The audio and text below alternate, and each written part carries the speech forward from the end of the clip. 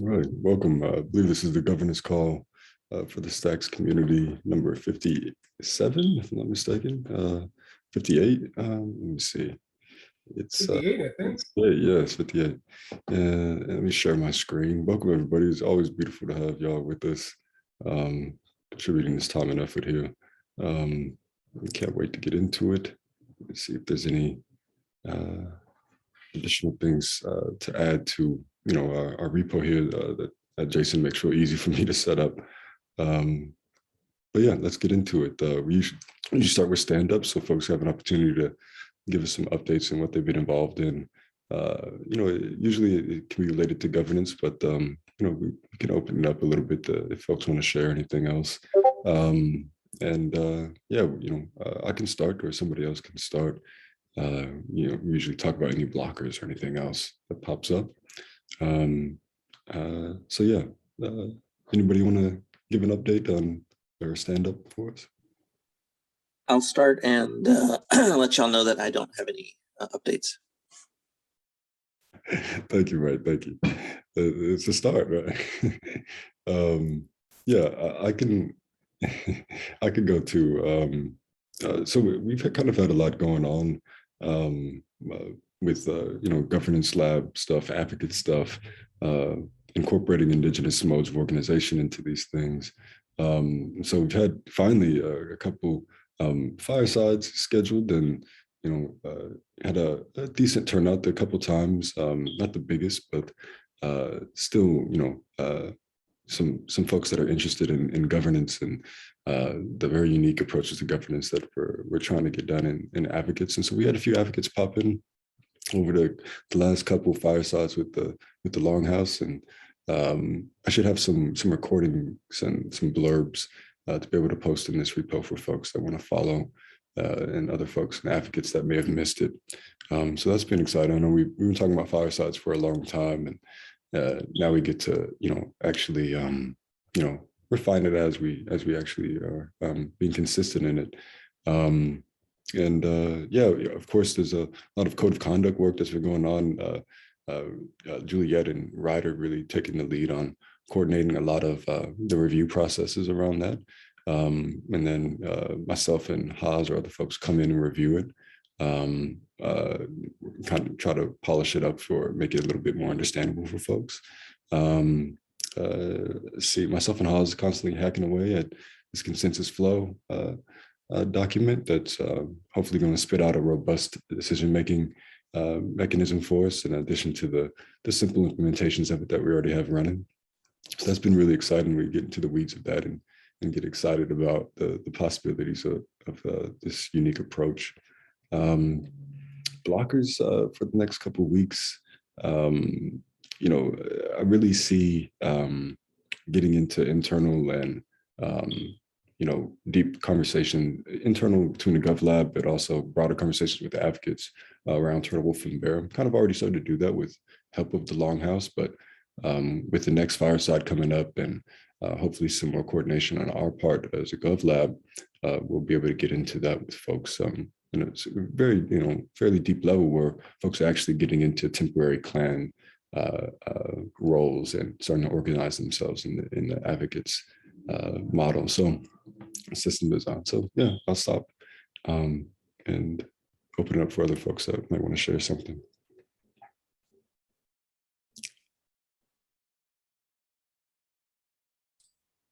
All right, I'll throw mine in real quick. So working on right now and over the next 2 weeks, I am actually just slammed otherwise, so I'm going to be a little busy.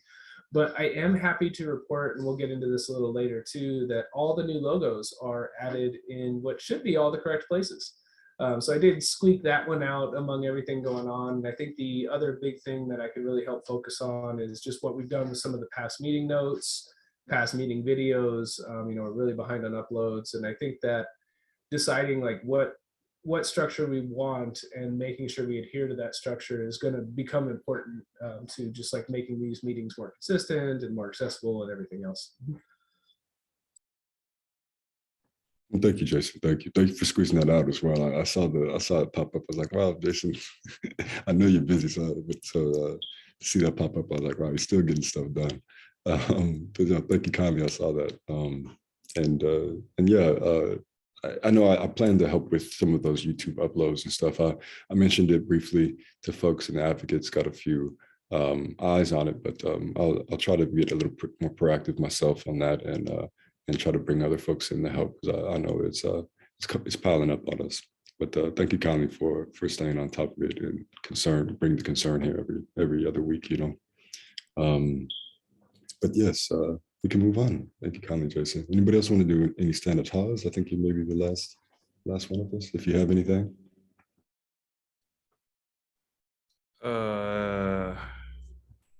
No. Okay, you don't have to. You can always skip. I'll go. Yeah, go ahead, Mary. So I don't know if it falls within the scope of Stacks community governance, but I kind of hope it does. So I just kind of wanted to touch on some of the work out of the, one of those firesides that Harold was talking about there. The last one, I think it was, where we were talking about with the Longhouse building like a virtual reality kind of experiential learning setup, where we build like a virtual Longhouse in VR and then actually go through with Turtle, Wolf, and Bear sitting around the fire in their different locations, and doing kind of a mock council based out of that. I'm really excited about that. So I've been kind of playing with different I guess platforms, virtual platforms. So looking at like Mozilla Hubs is probably the easiest because it has a lot of VR support and it's fairly broadly accessible. But then also looking at using Minecraft or Minetest, which is an open source version of Minecraft, although it doesn't have the VR support as easily. So probably going to go with Hubs. But anyways, that's coming up in the works to hopefully integrate that with I'm thinking eventually even just the regular Tura Wampum meetings, but definitely some of the other meetings coming up. I know they're working on something for the Equinox. But yeah, thought that was pretty cool. Thought I'd share that. No, definitely related to governance. Thank you kindly, man. Yeah, there was some. Can I ask a question? Yes, Dan, yes. Sorry, did I lost signal there for a minute. Did you say you're working with Mozilla Hubs? Yeah, well, not with them. I mean, I probably should be talking more to people within Hubs, but I've kind of just been using the tech. But yeah. You're building out a room in Hubs. Yeah. Okay, that's interesting. I'd like to talk to you after, because Frieger and I have been working with or trying to build out something for Boom in Mozilla Hubs too. So definitely want to connect with you after this. Sorry to hijack you, Harold, but yeah. Wicked. That's awesome. I'm super down to talk. No, that was beautiful, Dan. No problem interrupting. Yeah, let's continue, I guess. I think that's all the stand-ups. We can get into what are any foundation updates. I don't know if we have any. If anybody is more aware than I am about any updates here, let me know. I know some of the stuff we've talked about over the weeks, for folks who may not be aware, I think where we left off here is related to, let's see, I tend to conflate this with some of the other recruitment work that I know is in these same discussion, in these same issues. But I think this is work that actually is, can we close these? I wonder, Jason? Now that I look at it, I tend to conflate these with the recruitment. Yeah. I think one of them we were keeping open for a reason, but let me jump back in that repo and look with you here. So the second. Yeah, so the community board seat, the only reason we were keeping that one open is it is open and available. Well, no, not the board seat. I think it was that second one for board nominations. Board seat, we could probably close. Okay. Because we have the community board seat, we have this like a process that's ongoing for every meeting, right? Like we've kind of solved at least what we were going for, to have a community member represented on the board or in the board meetings. Mhm. Would you agree? Yeah, yeah. If anything pops up, there's nothing stopping us from creating a new issue, right? If there's any new updates on this front, if there's any changes or anything, or anything important. But yeah, I vaguely remember why we were keeping it open as well. I think the other one, the call for board nominations, we were keeping that one open because it is an active call. Like, I think that can always happen at any time. Okay. Um, I don't know if that's something we need in here, or if it's just something like, hey, we mentioned every meeting, if somebody wanted to be on the board, they can be nominated. Okay. I believe that process is still open, but we'd have to have somebody from the foundation confirm just to make sure. Okay. All right. So we'll keep these up, maybe just in case we get a little bit more info when someone like Jude or Ginny is with us, you know.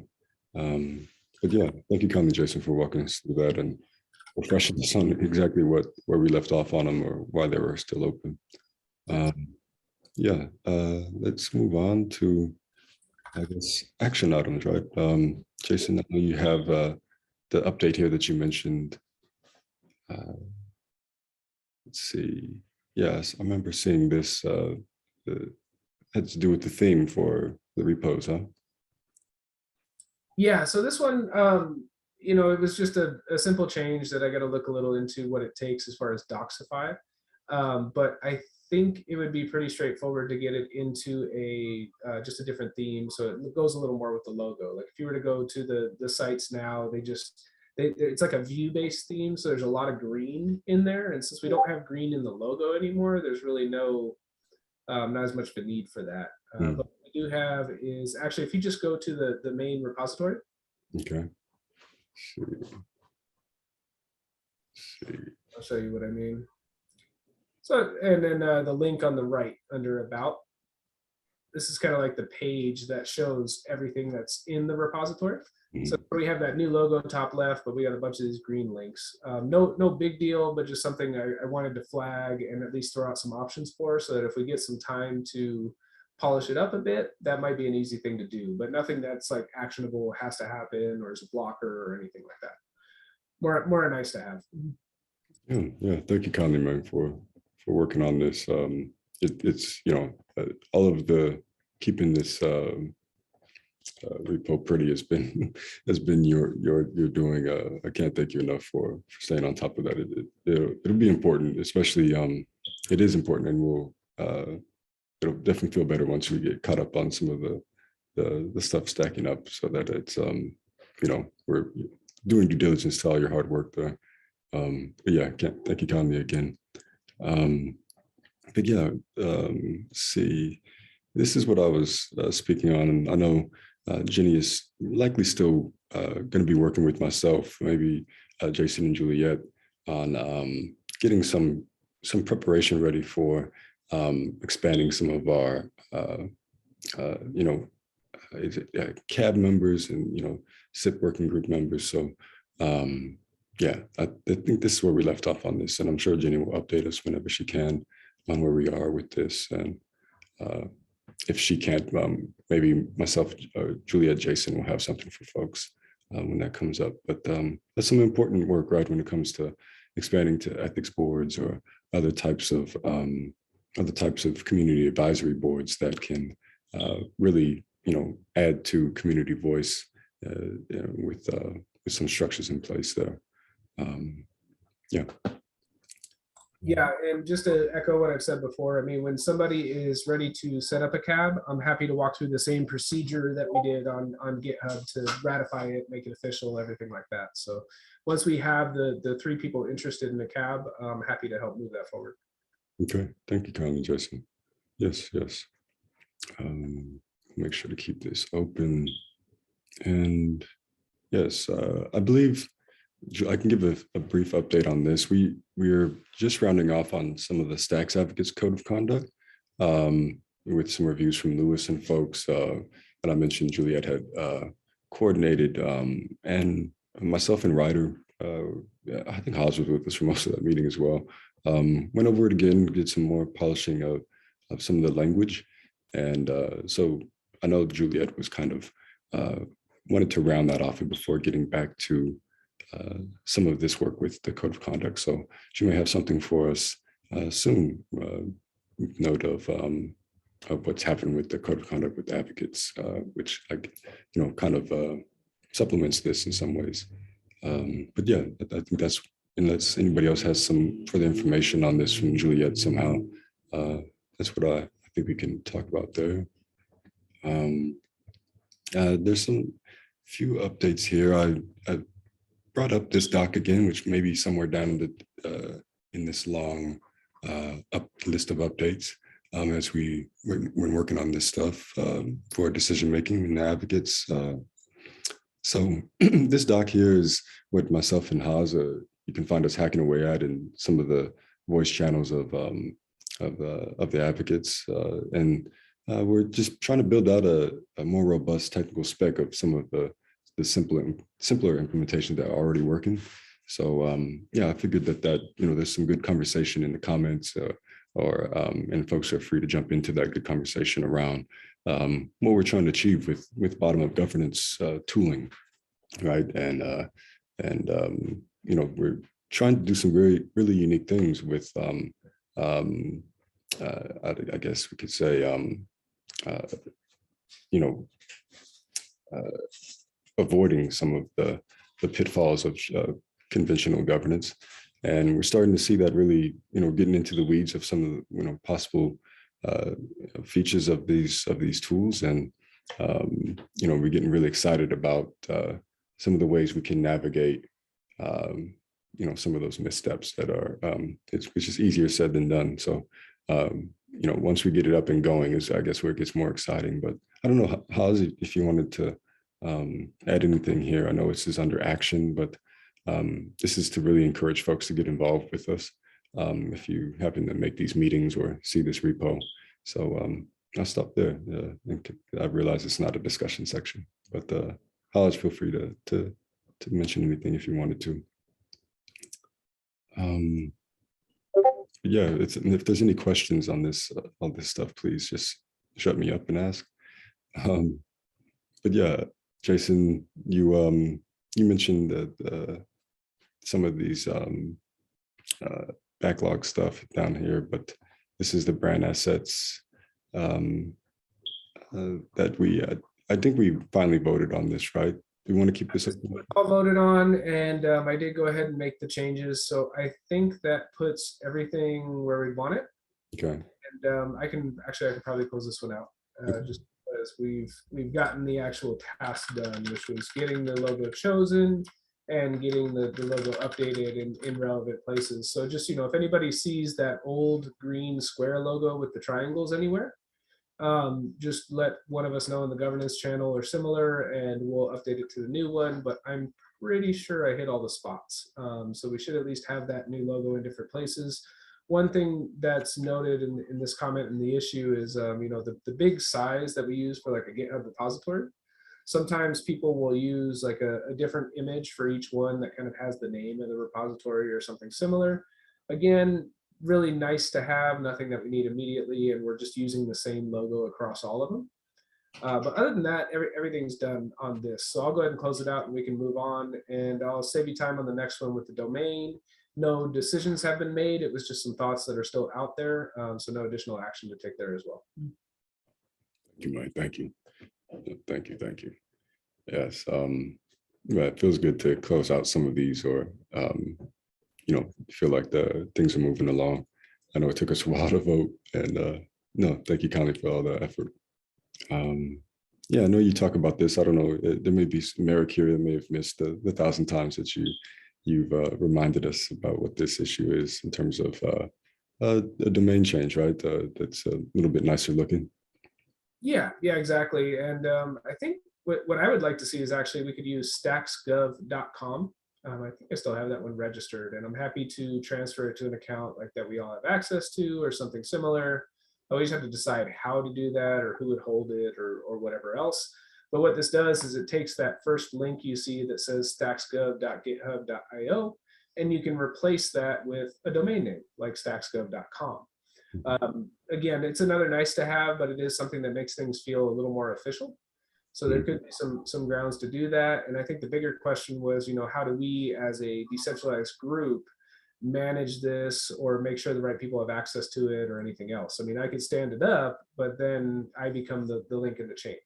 Mhm. So that's more the area that I wanted to get into thought process wise and what we can do for that, but nothing that we have to spend some cycles on today, because I won't have some time to get to this for another week or two. Okay, yeah, no problem. Yeah, maybe we'll in another week or so we can dive into some resolutions around the decentralized aspect of that, or plug it into some other models that we already have going. But yeah, we'll wait off on that since we know we'll definitely need you to have the time, or want you to have the time, not feel rushed. But yes, yeah, okay. Let's go into the discussion items, which we can hopefully open up for more conversation here. This is the Governance Lab initiative. I don't know. Yeah, so I've been using this, I guess, to just similar to the decision-making issue action item. I guess this is just to, keep discussion open around what we're doing as a governance lab for folks that are interested in that might pop into these meetings. And yeah, so this is a Kanban board showing our different progress and whatnot as we go through some of our initial gettings together, and organizing the advocates, organizing different meetings with the Longhouse, but also all of the hard technical work that Haas is doing, coordination work Ryder is doing, and the research that Juliet is helping us along with at all these different stages. So yeah, I don't know if there's any questions around what we've been up to lately. I know Haas didn't do a stand-up, but he's been doing quite a bit of work in terms of an onboarding flow. I don't know if he wants to speak to that at all better than I can, but it's pretty nice what he's been able to do. He's been thinking about for some months in terms of doing kind of what we were just describing in terms of decentralizing around control over domain or access with a welcoming team, right? So for longest, Haas was handling a lot of the onboarding processes, and now has got together a nice, fairly automated system, even to the point of rewarding people for participating in the welcoming team. That's fairly automated. Haas, I don't know if you wanted to add to any or spark any discussion around this, but I'm pretty proud of it on your behalf. Thank you. Yeah. Yeah.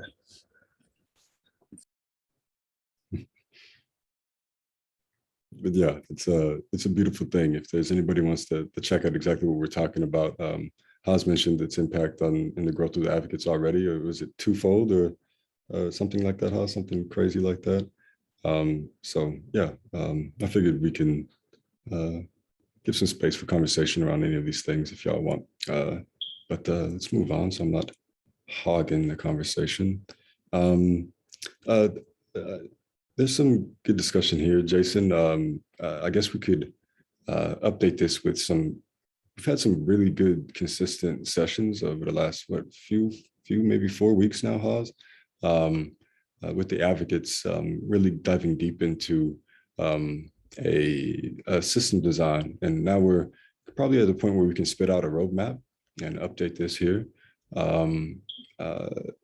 with a nice model for not your conventional bounty or task creation program, but something that can hopefully speak to what we're trying to achieve bottom-up system design-wise. And yeah, so we're speaking of templates and whatnot, where certain tasks are thought of in a system design way, right, based on certain emphasis in this template, where you're considering commons, you're considering the different labor collectives, you're including all these multiple disciplines in the description of whatever you're journey is what we're calling them, or task, or project is, right? And we really want to use it as a kind of a springboard into system design as opposed to product design, even at the granular level of what is going to be in addition to the advocates broader system design, right, as opposed to product design, where you're not hyper focused on consumer needs, but you don't lose focus of them either. But you're just able to spread focus around to the different nodes of a given system, ensuring that there's no pure points of extraction anywhere. And hopefully this broadens the any given bounty system or conventional task creation model into incentives around effective organization, upskilling, and accessibility, the autonomy, as opposed to driving a lot of the incentive stuff, and that being felt, right, as opposed to some of the pure monetary or pure competitive aspects. So we're excited about that as a means of, I guess, extending this idea of intrinsic motivations into, what would be conventional task creation or bounty creation. And so I think we're getting, we've had some pretty good turnouts for some of those meetings, thanks to Haas coordinating them, and other folks keeping us honest and being consistent there. And yeah, I just wanted to mention that to you, particularly Jason, because we've been cycling through this for some time now. But I can't wait to spit out this roadmap to somebody that's real interested, that in the advocates that been asking for it, and I know it'd be nice for yourself to see as well. So yeah, I'll try to tie that into some of the help we've been trying to get in terms of some of this repo piling up on us, the things that need to get done. But yeah, I'll shut up now. I think what you're doing is great, and both you and Haas have put in a ton of work with what you're doing around the advocates, and now like what's happening with some of the overlap in governance and what we've been able to see and put together. And one thing that's always been special about Stacks is community, right? Like everybody absolutely loves the community. They love being here. They love being with everybody, knowing everybody, everything else. I think that bringing in this type of value system, or like avoiding that easy pitfall of just like, here's your bounty, grab your reward, is an interesting problem or to tackle. And I think you guys are doing some great work toward it. I mean, with everything, I talk about it a lot. A lot of people, when we come up to how to make decisions, or even, as people are looking at forming DAOs and everything similar, I think this bottom-up approach has a very unique and very powerful element to it. But I think because it's not the status quo, it's going to take some time to figure out exactly how to do it. And plus, all the advancements, I know Haas works relentlessly in the background on the technology for a lot of this stuff. Between PolicyKit, SourceCred, MetaGov, I'm blown away. So just love what you guys are doing. Definitely happy to hear some updates on that. And if there's anywhere I can help, or if there's any way I can replicate the system, I think we'll get to some of that down the road. But I'm just really excited and cheering for you guys to keep making progress and keep bringing things up on this. It's great to see. No, thank you, Mike. Thank you, Mike. Like, some very interesting things came up, right, in trying to, begin at least on a roadmap or thinking of a template in some of these last sessions, and asking folks to think about commons, right, and what might make up their commons before going into spitting out a product, because you can imagine, right, folks kind of organically fall into product design and conventional structures of organizing themselves. But hopefully we can really kickstart some different thinking, even with a template that includes a part of the system that is looking out for possibilities of data management, right? If say there's a commons of open source code that is being built up by a particular journey. What if there are schemas that are also attached to, some relevant work, data schemas that have to be built out that are conducive to, can't be evil, privacy, things that we're passionate about, open source things. It can really, if you think about it, being implemented on such a granular level, it could ultimately help build out, an alternative to the nasty economic extractive things under the Web 2 internet, right? And you can start to build out these data schemas that are going to be necessary for a different type of model, right? Whatever that model is, where there's everybody's data is not hyper extracted, hyper commodified. And that's an interesting culture to build into just a template or a seed shape of a model like this as well. And it could be fairly culture shifted, transformative in terms of like what you're saying, and status quo approaches to business models or organization models. And it'd be nice to kind of embed that into the seed shape of this. But that's some of the discussion that came up. But yeah, it's exciting to think about. But yeah, I'll shut up now and get to this is some of the meeting notes cleanup that Jason is always reminding us of. We don't have to talk too much about it here.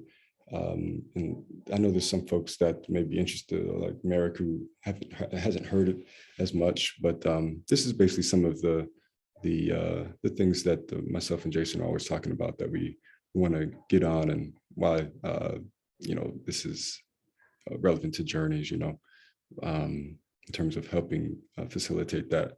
But I don't know, Jason, did you want to give any insights into this for Merrick, who maybe missed some of you? Yeah, so the basic idea is when we started this repo and we started tracking things here, that as we would have a meeting, we would record it, we would at least have a transcript from it, and then we would try to provide both so people can go back in history, see old meetings, and do everything else. And over time, that has fallen quite behind. So we're on meeting 58 today. I'd say the data is probably updated through the high 30s. At this point. So there's a large chunk of missing information. And I think two things that really come to mind is, if we want to continue this structure, then it does just need to be caught back up.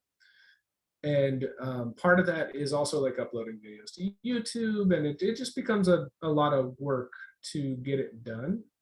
And now that it's falling behind, it's becoming like a pile of work.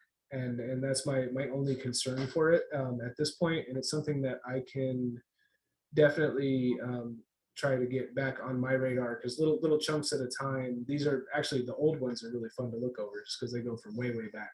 But yeah, I think that as a group, we need to decide, like, do we still want this structure? Like, is it 100% worth catching up? Do we think people are using them? Are videos getting viewed? And if we do think so, then I am happy to, continue that pound to try and get everything done, or at least identify what's missing or similar. Yeah. No, thank you, Conley, for positing that. I mean, that's an important question, right? I think that there's a lot of value, right, to what we started. I don't know how many folks have ever. Is that you, Rada? Oh, Rada, do you think you're muted, or you want to talk? I don't know. Welcome, though. We're kind of I think that rounding off on the meeting, but going through some of our discussions that we do. But I'll ask you to mute in case you don't know you are unmuted. But yeah, I was just going to say that I think there's a lot of value, to keeping up this structure. And I'll like I said in the last call that we had, I'll definitely try to start putting in my due diligence and putting some dents in the pile, because once we're caught up and folks are exposed to the updated. Maybe even some of the folks exposed to some of the older, some of those older recordings, there might be some new involvement, particularly the advocates that can appreciate some of that documentation that yourself and others have put so much effort into already. So just on that, high 30s is quite a bit of work already contributed, and I'd like to not let that go in vain. And I don't think it will. I think that the structure that we had is nice. It's nicely organized. It's nicely, you have a nice a path for folks to follow it, and yeah, I dig it. So that's my 2 cents. I don't know if you have any concerns or anybody else does, but yeah, that's where we're. I'll give it a minute in case anybody else does. Go ahead. Yeah, I'd say it's definitely good to have like the lineage of the history of the community calls. It just adds a lot of I guess kind of authenticity, but then also just background information for folks. And definitely as we add more transcripts and notes, it's nice to be able to like link back and say, oh, this is where this idea came from. I don't know if that's where it's at now. I remember when I first kind of stumbled across all this Stack stuff around a year ago, I looked back through some of the community calls, and it's nice just to see, to get a feel of things, at the very least. And then I wonder too, and when it comes to transcripts and stuff, if it fits like this part of my brain that's been like trying to figure out how to use AI to easily just transcribe videos, because I also want to do a similar thing for Longhouse videos, where it's a similar thing of there's like years and years of hour-long videos, and it'd be nice to be able to index those via transcripts. But yeah, definitely in support of keeping this work around. Okay. I want to say, can you guys hear me? Yes. Cool. Hi, Ryder here. Hi Jason. Hi Merrick. I just got the end bit of Jason's little notes presentation, and I'm not as familiar, but I just in the kind of indexing, or rather auditing of what notes are there and are not there, it just shows the level of organization.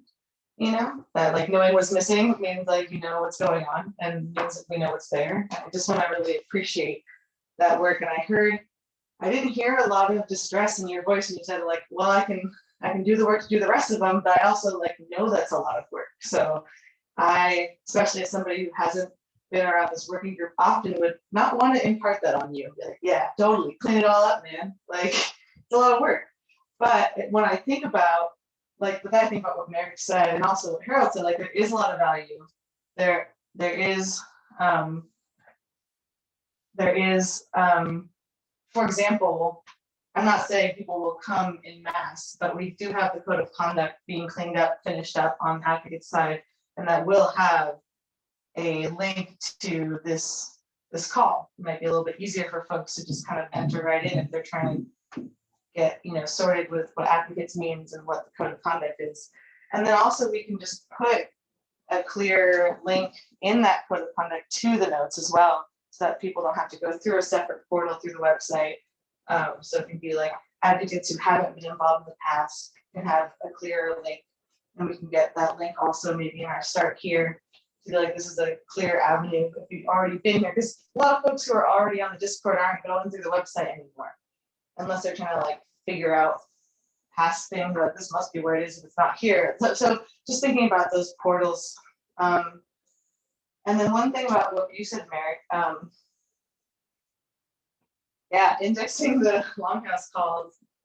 Wow, what an undertaking, and also lovely. And then also I think about Harold's work. I don't know to what extent, but I know that he was kind of trying to make smaller Loom videos from the longer Longhouse calls, and I love that too. It seems like y'all are doing similar work there, and just kind of thinking about how those they'll be there in their raw form. We don't have to worry about that. That's not going anywhere, right? But how do we make them accessible, by transcript, and maybe by smaller portion videos, maybe even by category, kind of what if I could look at one topic that Stuart talks about, back to back 4 different ways. That would be so good for my brain.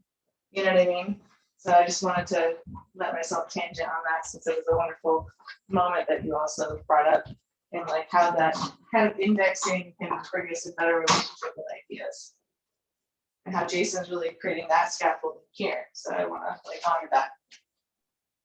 Well, thank you. And I went ahead and added a comment to the issue that, you know, it sounds like we're all in consensus that we want things to continue this way, which means we do have this job of catching it back up. Immediate steps, actually, Harold, I can touch base with you for each of these recordings that you've done, just through the accounts that you have control of.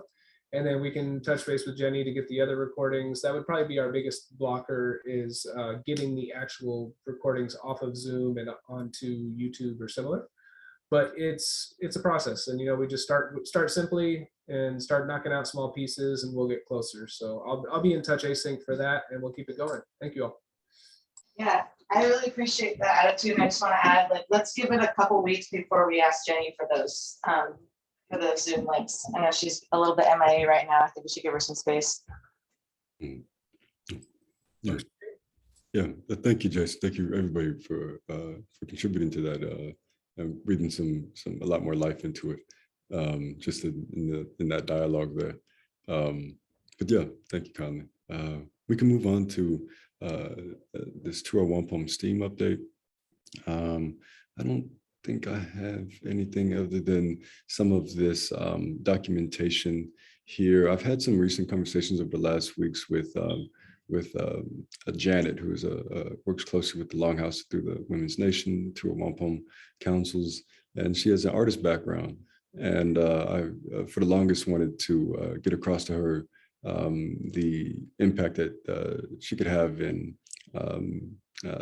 contributing to these artistic renderings of value flows that can be a big part of user experience in some of the STEAM project that we're doing, right? Is one part of a broader project with the Longhouse that includes a lot of digital fabrication, or leveraging the same organization protocols that we want to help to bring sustainability to the advocates, to folks that are organizing around building certain projects on the ground with the Longhouse and impacting, you know, local regional communities on the ground. And this particular woman, Janet, is a very unique story. She's has a Native background, but also this particular use of her art could be a real big could have a real big impact on shifting folks away from a scarcity or competitive mindset when they're organizing themselves in these DAOs or online communities, and moving them towards being able to visualize the abundance of flows moving between them. And there's a lot goes into it in terms of the inspiration historically and the precedents behind how powerful that type of approach to organizing is, in terms of using your own vocabularies, your own images, tools, right, to organize yourself. There's some pretty profound things that have happened to whole global systems when it comes to that combination or that formula of bottom-up governance. And particularly I'm talking about the Haitian Revolution or the Haitian Revolution, where you have these African and Native communities coming together and organizing with these scripts and images that you couldn't really communicate these things out loud because of the danger of the system at the time. And there's a lot of transformative power in just being able to use your own rules and structures for organizing yourself, as opposed to the predominant systems tools, which at that time was vicious, chattel slavery. So it's not really an option, right? And so there's a precedence that is very interesting there that I really connect to what I'm trying to describe here in terms of artistic representations of value flows. And so that's an update that I can bring into this as soon as I've gotten Janet on board with all the different things that we're trying to do. But I had some real long conversations over the last week with her that I'll be trying to put into some documentation here as some progress on these efforts. But yeah, again, I'll shut up now. Carol, Yeah. I wanna kind of tease out some of the things you were saying and also respond. First of all, I might have missed this part. Is Janet Dada or Invisible Economies or something else? Jen is actually Longhouse, right? She's Yeah, can you, she's the one with dark hair you don't, or? I think often you'll just see one of her paintings. She won't necessarily come on camera. Sometimes she'll come on camera. Okay. But yeah, she's been with us a while. Yeah, she's participated in the Women's Nation before, but pretty consistent in Ganya Geha classes or other council processes. Okay, so sometimes when you most of the time when you talk, you raise across so many issues of such great importance and like validity that I'm like, how many can I possibly just like harvest to just like tease out separately? But so I'm going to try a little bit right now. So one is child slavery, which still happens today.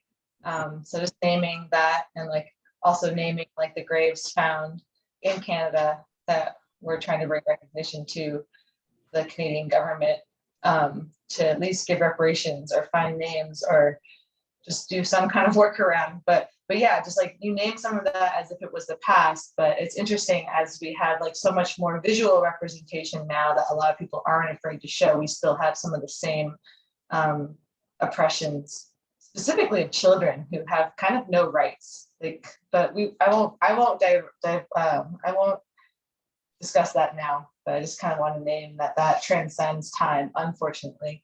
But what you're talking about with visuals, I just had a really good time thinking about that with all of the different source cred stuff I've seen, like trying to show all of our connections and just kind of thinking about, or if I would think about the entire earth, like just the ball of the earth, and just if I look at it just as the mycorrhizal, like just like all those webs, that's kind of, I don't mean to like make source cred godlike or something, but that's kind of what it looks like when people are like, yeah, I want to see the source cred data. You're like, okay, you like show it, it's just like mold, it's like so overlapping that like you can't actually see your ties to everyone else. But thinking about that in a more wow, now my head's just going to like cool like 3D visual, like going inside the ball and up through it and seeing all the connections and like bumping into your friends.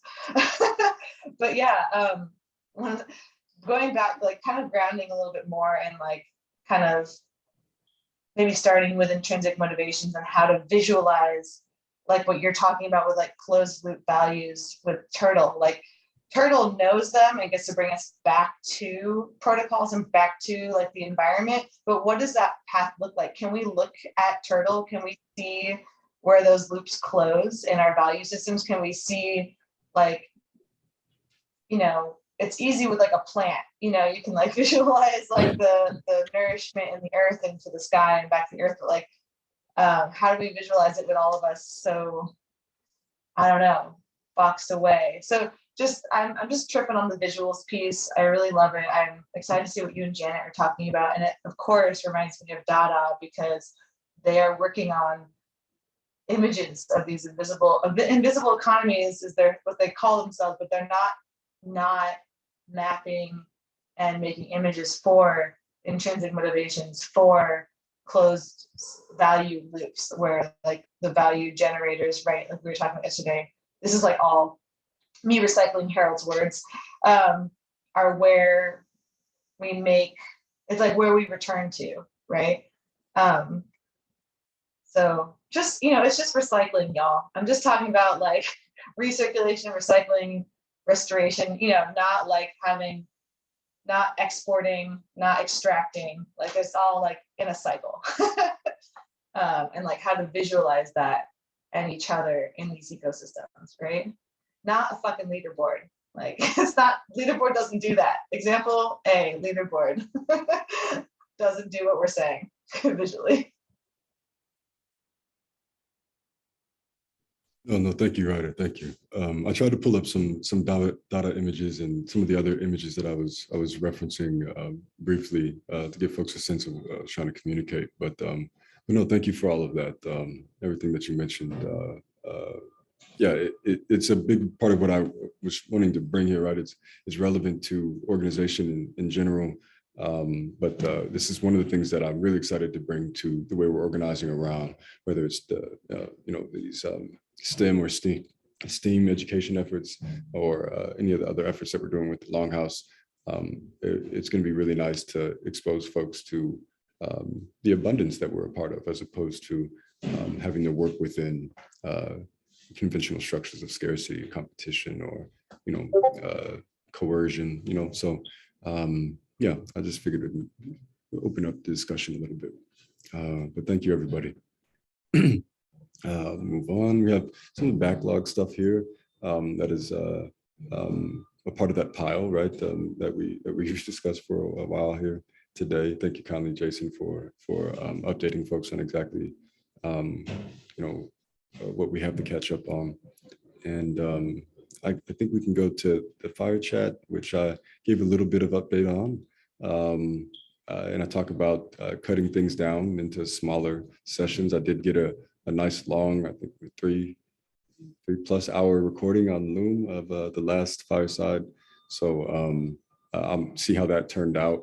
If there's any interruptions in the long thing when I'm cutting it up. I think I got a few things already from the first one. And so what fireside is that, Harold? What was that? What fireside is that? This is here I'm just referencing the ones that have happened. So we've had one way back on the 23rd of December, and we had one on the 13th, and we'll have one coming up on the 23rd, if I'm not mistaken. With who? Not the 23rd. That's the wrong date. There's no way that can be right.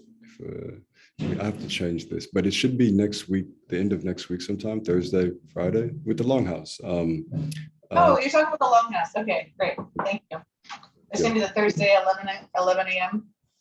I think it's going to change to 2 Pacific time. So I'll get this on this. You let me know and I'll put it on the GovLab calendar. I'm assuming like Jason puts it on this calendar. I don't know. I only do one calendar, but you let us know. Yeah, I was just getting an update here if there's any folks that popped in, but I'll make sure to correct this because I don't think that 23rd is correct. But yes, there's some exciting stuff there, right? We've had a decent turnouts, not the biggest turnouts for these file sides. So I'm actually getting in there, like I said, in the stand up, and have been consistent with these will also hopefully help us guide us towards ways of getting it out to folks timely and coordinated fashion, so that we can have a little bit better turnout.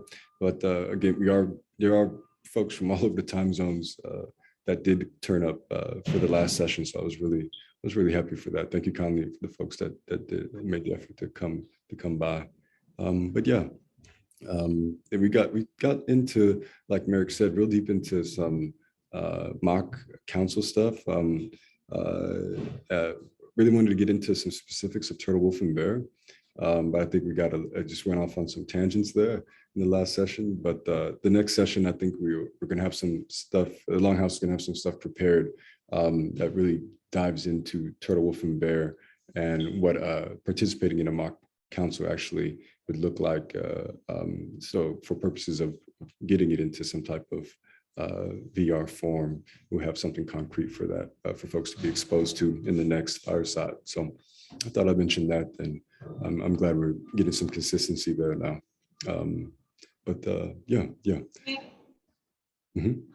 Okay, Harold, I have an idea. We have 2 minutes left, and I want to say in front of the group because I could talk to Harold all the time. But what if we did an event like Wednesday, Harold, that you hosted, and you could give a little bit of context for the Longhouse? Like you shared with me some stuff yesterday, like how Stuart is. I hear you, Jason. Thanks. Respect. That like Stuart is, playing an emergency role as a part of the Wolf. Like that kind of stuff was so cool, and being like, just kind of putting them in context for how they are enacting clan governance currently, and then we can have a discussion amongst whoever shows up to that Wednesday event, just like we have our own discussion first, start talking about Turtle Bear, I can show the data that I just did. I pulled a bunch of data from our source grid instance to kind of show what people's clans are based on our like emoji reactions, which is kind of like a prototype for like a bot that someone's gonna build, because I'm not a dev, so I actually did 3 separate instances with default weights and took a bunch of, so anyway, it's gonna be better later, but we could all talk about how we're feeling about the 3 clan system right now amongst ourselves, and then have our own generated, you know, feelings and data to go into and build energy around the dialogue that we can have with the Longhouse. So that's my idea. Yes, please, that'd be amazing. That'd be perfect. It couldn't be better. Yeah. Thank you kindly. Yeah, I can't wait. All in 1 minute. Maybe, Yeah. maybe 1.5. Yeah, Jason was able to catch it. Yeah. Thank you kindly. All right, Jason. But yeah, I think the rest is backlog. So that's, I mean, that's, and we're coming up on the end. So thank you kindly, everybody, for sticking through my long-windedness and contributing all the beautiful ways you did. Thank you. But yeah, you guys have the rest of your morning back, your evening. Will you end the recording? Yes, I will. Let's see.